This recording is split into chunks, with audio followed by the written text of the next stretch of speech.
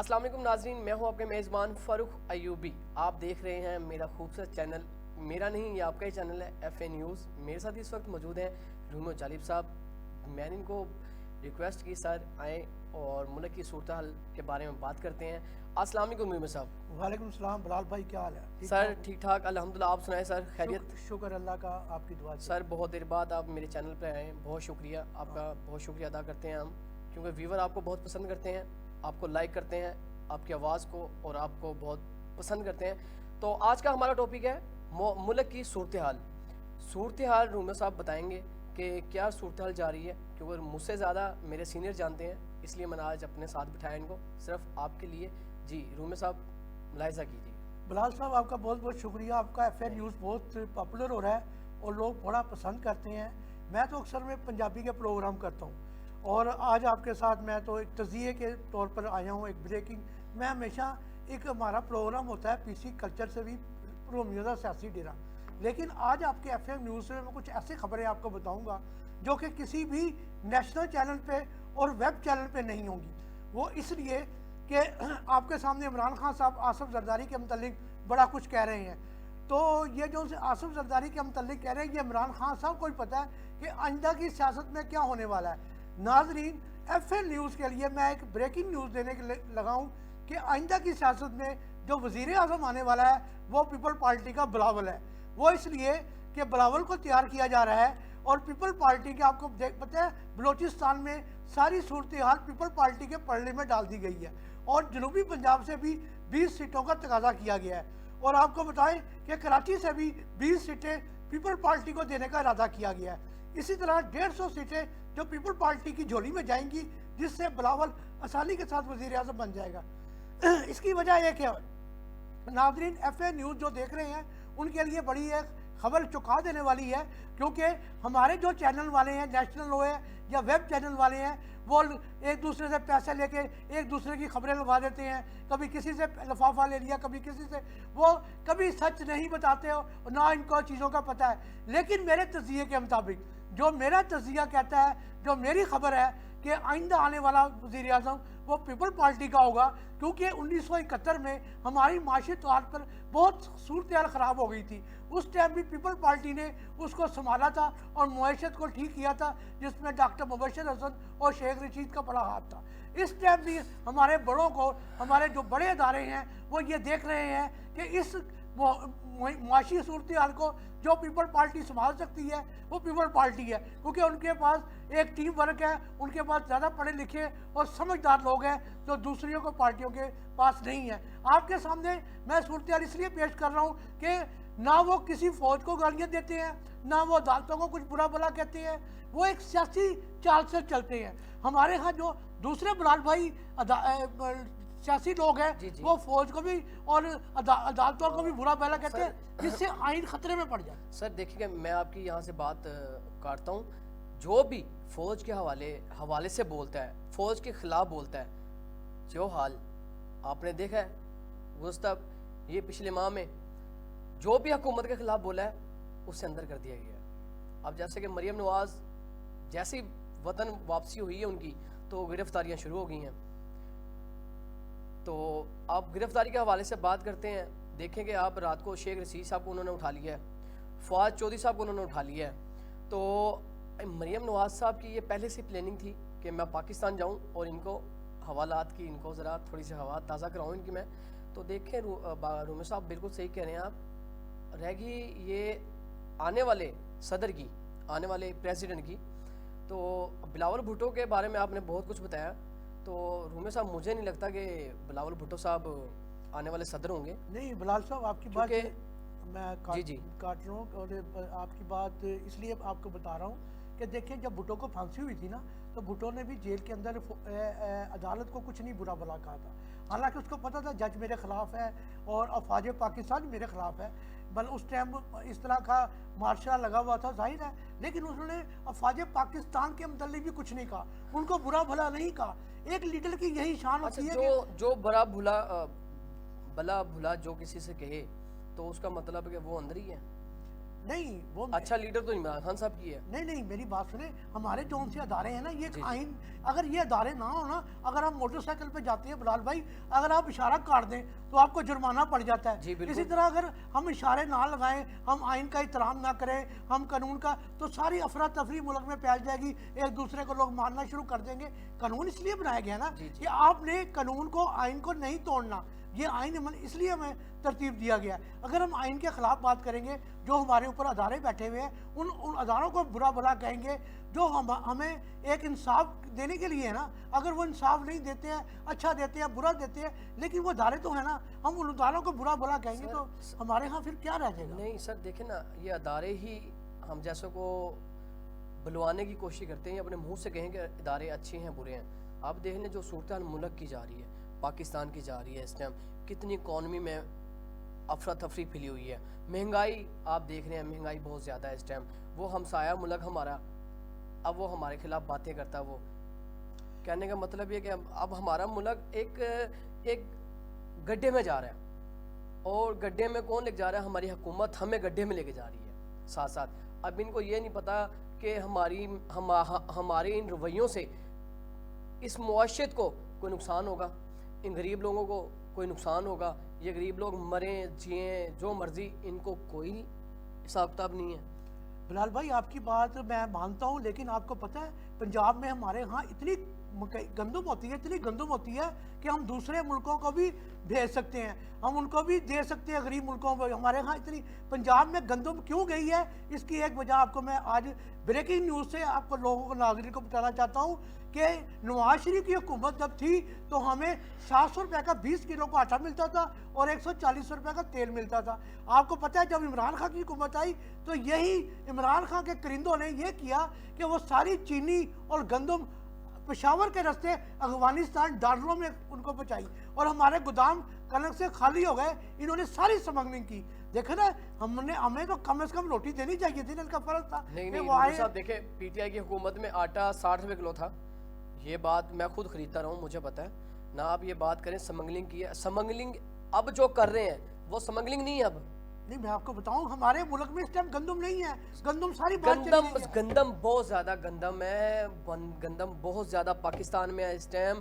لوگوں کے گودام بھرے ہوئے ہیں, لوگوں کے گھر بھرے ہوئے ہیں, لوگوں کے فارم ہاؤس بھرے ہوئے ہیں گندم سے. کیا ہے, نکال نہیں رہے. امپورٹ روک دی ہے انہوں نے, پاکستان حکمرانوں نے. امپورٹ پیچھے سے رک گئی ہے. جو امپورٹ ہمیں اندر پاکستان آنی تھی وہ امپورٹ رک گئی ہے.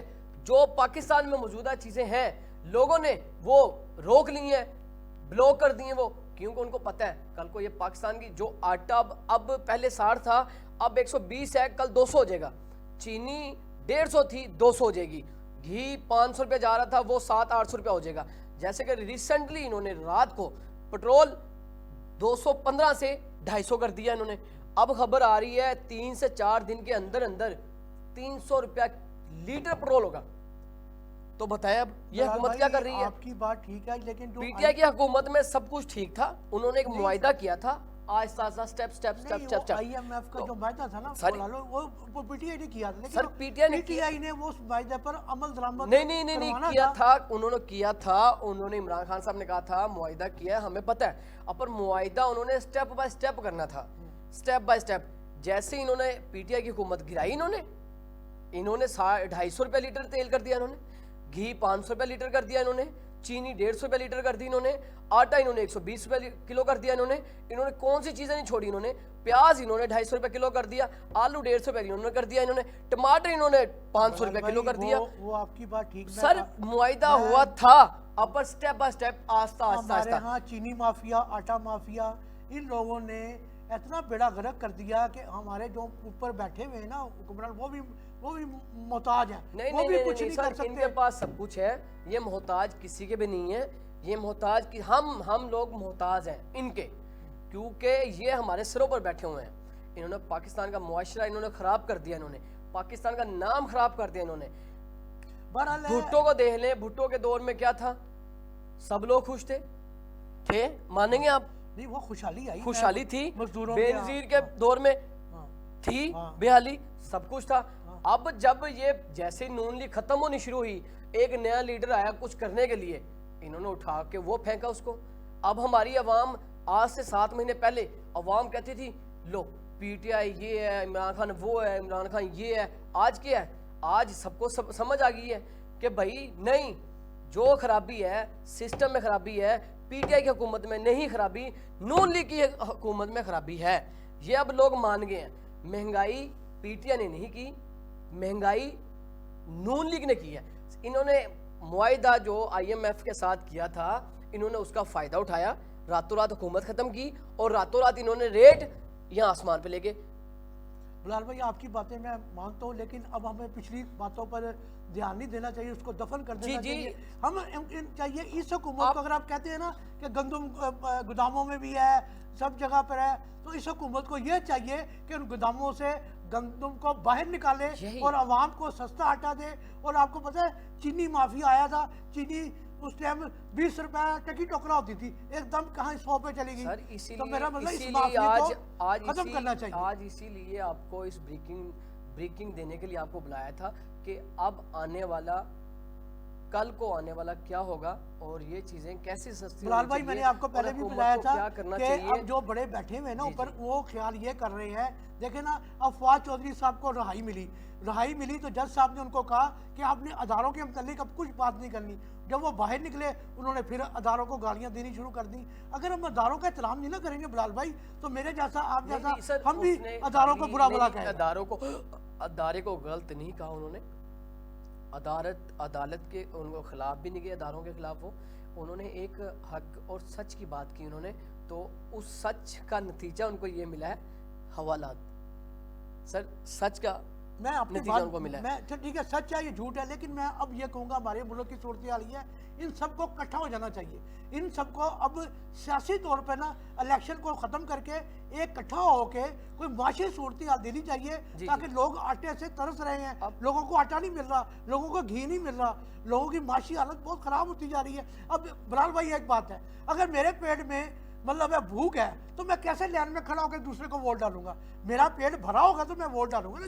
ضرور. تو اگر میرا پیٹ ہی نہیں بھرا ہوگا، مجھے آٹا چینی اور مجھے یہ بچوں کو روٹی نہیں مل رہی ہوگی، تو میں کیسے کھڑا ہو کے لائن میں جا کے ووٹ ڈالوں گا نا. سر ایسے ہی ہے، آپ بالکل صحیح کہہ رہے ہیں نور صاحب، بالکل آپ کی بات درست ہے، میں ایگری کر رہا ہوں. اب جیسے کہ رات کو شیخ رشید صاحب کی ان کی گرفتاری ہوئی ہے، تو ان کا کہنا تھا گرفتاری سے پہلے ہتھ کڑی میرا زیور ہے، حوالات میرا محبوبہ ہے.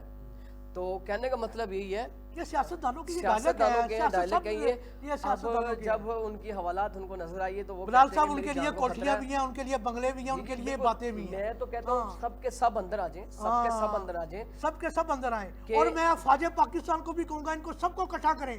آپ وہی اکٹھا کر سکتے ہیں، وہ اکٹھا کر کے معاشی طور پہ ہماری معاشی صورتحال کو بہتر کریں، پھر الیکشن کی طرف جائیں. یہی ہونا چاہیے، کیونکہ یہی ہمارا سب سے بڑا مسئلہ ہے اس ٹائم روٹی کا. اس ٹائم ہماری یہ سب سے ضروری ہے روٹی. ہمارے ہاں اتنی مہنگائی ہو گئی ہے، غریب آدمی 25,000 والا بندہ بلال بھائی جس کی 25,000 30,000 تنخواہ ہے، وہ کیا بل ادا کرے گا؟ بچوں کو روٹی کھلائے گا؟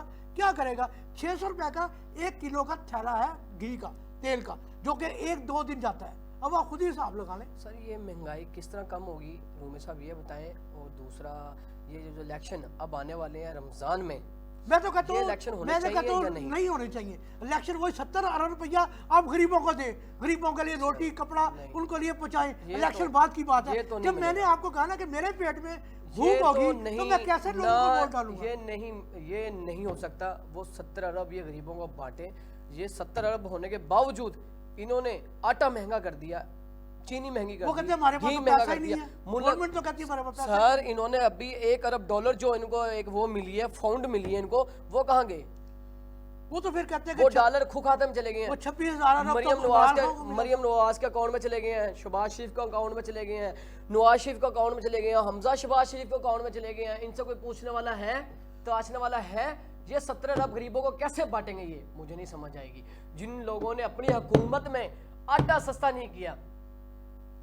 بلال بھائی آپ کی بات ہے، ہمارے تو کہہ رہا ہوں نا ہمارے پریزیڈنٹ صاحب ان کو اکٹھا کریں، ان کو اکٹھا کرا کے ان سے کہیں کہ بھئی آپ صاحب دیں اور یہ جون سا ہماری معاشی حالت کو پہلے ٹھیک کریں، پھر آگے چلیں. میرا بس چلے، میں ان سب کو لین پہ کھڑا کر کے فیر مارتا ہوں. بلال صاحب फैर मारने से कुछ इन्होंने नहीं होता। हमारे गरीब लोगों कभी- के कभी- इन्होंने जीना हराम कर कभी दिया, रहना किसी हराम को कर दिया, मारने खाना मराने हराम से कर दिया, पीना हराम कर दिया नहीं, इन्होंने। मारने मराने से अल्लाह मसाइल को हल करे, नहीं होते। अल्लाह करे इनको ऊपर ऐसा अजाब आए ये सब के सब दफन हो मैं जाए। ये कहता हूँ कि मरने मराने से बिलाल भाई इन पे कोई मसले आते नहीं होते नहीं हैं। हल होगा जब मसले होते इनमें हैं से हमेशा मोहब्बत प्यार से। जब इनमें से कोई एक मरेगा ना तब इनको मेरी बात समझ सुनिए। आनी है। बिलाल भाई आपकी बात ठीक है, लेकिन हमारे सूफिया कराम, हमारे औलिया कराम जी, जी, हमेशा बैठ के माशी तौर पे बात करते थे और गरीबों को लंगर देते थे ना, और लंगर उनके अभी भी चलते हैं। अल्लाह ताला ने अल्लाह ताला बरकत डालने वाला है बिलाल भाई। अगर हम लंगर का इंतज़ाम इन गरीबों के लिए सही कर दें ना, तो यकीन करें इस मुल्क में इतना लंगर होगा, ये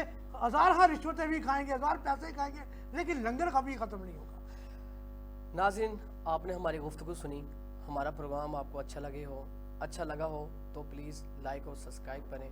नेक्स्ट प्रोग्राम में ऐसे ही हम आपके साथ होंगे, आपकी आवाज़ के साथ होंगे, और मुझे और मेरे गेस्ट रूमर साहब को इजाज़त दीजिए। अल्लाह हाफिज़। अल्लाह हाफिज़। सर कट करना।